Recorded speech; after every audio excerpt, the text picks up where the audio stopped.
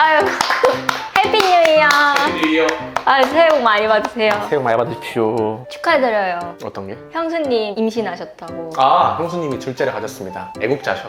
그래서 저희 주제를 한번 임산부가 커피를 마셔도 될까? 라는 주제를 가지고 좀 이야기해보면 어떨까? 형수님한테도 좀 더 도움을 드릴 수 있을 것 같고. 좋아. 안 그래도 얼마 전에 형수님이랑 같이 카페를 갔거든. 형수님 커피 드세요? 라고 물어봤는데 도련님 저 지금 임신 중이에요 라고 말씀하시는 거야. 아 맞대. 임산부는 커피를 마시면 안 되는구나 라고 이제 알았지. 그래서 지금 현재 카페를 운영하시고 계시는 분들 중에서 임산부가 오셨을 때 좀 더 설명을 할 수 있지 않을까 해가지고 한번 다뤄보려고. 너무 좋은 것 같아. 그래서 임산부가 커피를 먹으면 될까 안 될까에 대한 질문인 거잖아. 그러면 카페인이 무엇일까부터 생각을 해보면 될 것 같아. 많은 사람들이 모르는 것 중에 하나가 카페인이 식물에 들어가 있는 경우에는 이제 얘가 해충에 대한 방어 기제로 나오는 물질이란 말이야. 그래서 실제로는 해충이 식물을 뭐 갉아먹거나 이럴 수 있잖아. 그거를 막기 위해서 얘를 마비시켜서 죽이는 살충제 역할이 카페인인 거야. 아 진짜? 그럼 이제 우리가 할 수 있는 게 카페인 일일 섭취 권고량에 대해 생각을 해볼 수 있을 것 같아. 이제 우리나라 식약처 기준 같은 경우에는 WHO 세계보건기구 거기서 나온 권고 함량을 따르거든. 그러니까 성인은 400mg 이하, 임산부는 300mg 이하를 권고한다고 써 있어. 그 아래로 섭취를 해야지. 근데 이게 우리는 식약처 기준이잖아. 이제 미국의 FDA랑 유럽 식품 관련된 걸 보면은 거기는 임산부한테 200mg 이하를 권고를 해. 그러면 200~300g 아래로만 먹으면 되나? 라고 생각을 할 수 있잖아. 1차원적으로. 이거 관련해서 아이슬란드의 레이카비크 대학 연구 결과가 있거든, 논문이. 이제 거기 나와 있는 건 이제 임산부랑 예비 엄마가 될 사람들한테 안전한 카페인 섭취의 레벨은 없다라고 나와 있어, 논문이. 이제 산모의 카페인 섭취 같은 경우에는 부정적인 결과가 초래할 수 있다. 소아급성 백혈병이지 아니면 저체중으로 태어난 애들 같은 경우에는 나중에 비만이나 과체중이 될 확률이 높다. 그리고 뭐 유산이라든지 이런 식으로 실질적인 누적 증거가 굉장히 많다라고 결론을 내렸어. 그래서 얘네 같은 경우에는 권고량을 알려주는 게 아니라 무조건적으로 먹으면 안 된다라고 해야 되지 않나 라고 말을 하는 건데, 그러면은 카페인이 왜 안 좋을까를 생각해 볼 수 있잖아. 일단 첫 번째로는 우리가 사실 일하다가 피곤하면 얘를 먹는 거잖아. 근데 그 얘를 먹는 이유는 피로감을 좀 덜 느끼게 해주기 때문에 일을 잘할 수 있어서 먹는 건데, 우리 몸에서 피곤하면은 이제 아데노신이라는 물질이 나오잖아. 이제 너 쉬어 라고 말해주는 물질인데 굳이 카페인이란 걸 주입시켜가지고 그 아데노신의 작용을 막는 행위를 하는 거란 말이야. 그러니까 피로가 굉장히 많이 누적이 되겠지. 그거 플러스 이제 먹잖아. 그럼 이제 소장에서 칼슘 흡수 자체를 막는단 말이야. 그리고 이뇨작용을 통해서 그게 다 배출돼. 결론적으로 골다공증에 굉장히 걸리기 쉬워진다라는 말인 거야. 그리고 카페인을 섭취하면은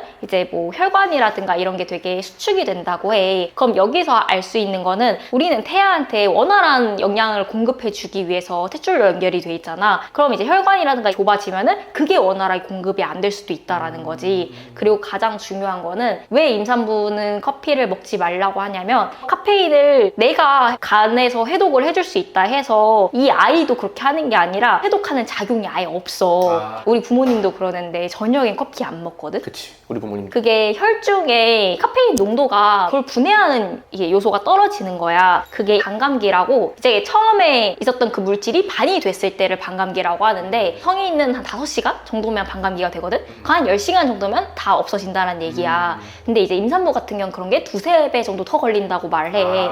그리고 노화가 될수록 이제 그런 신체 기능이 떨어지니까 당연히 나이 드신 분들 같은 경우에는 그런 반감기의 시간이 더 오래 걸릴 수밖에 없다. 그래서 옛날에는 마셔도 되게 잘 잤던 사람들이 나이가 들면 굉장히 카페인에 민감해진단 말이야. 그런 걸 떠올렸을 때 그럼 임산부 같은 경우는 가뜩이나 2~3배 정도가 느린데, 그럼 태아는 그 힘듦을 계속 겪고 있어야 되는 거야. 이 친구는 해독하는 능력이 없으니까. 그러니까 태아한테는 안 좋지.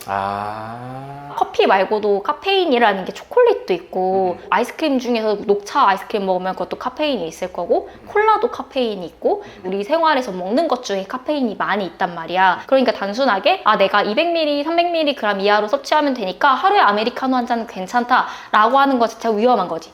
모든 카페인을 내가 배제하고 살진 않잖아. 그리고 그거는 권고사항인 거지. 그걸 따랐을 때 얘한테 아무런 해가 없어요 라고 말하기는 쉽지 않지. 혹시 디카페인은 몇 mg 정도 들어있어? 일반 아메리카노 같은 같은 경우에 스타벅스 기준으로는 톨 사이즈가 10mg 정도가 들어가 있더라고. 일반 아메리카노는 150mg. 그래서 좀 많이 차이가 나지. 근데 국내 디카페인 커피에 대한 기준은 90% 이상이 제거되면은 디카페인이라는 명칭을 쓸 수 있어. 근데 그 카페라떼 같은 경우에는 75mg 정도가 들어가 있는데 그게 단순하게 그러면 같은 컵 사이즈니까 아메리카노는 150인데 카페라떼는 똑같은 사이즈 75g이네 라고 했을 때 그거 우유랑 먹으면 좀 달라질 수 있나? 라고 해석할 수 있잖아.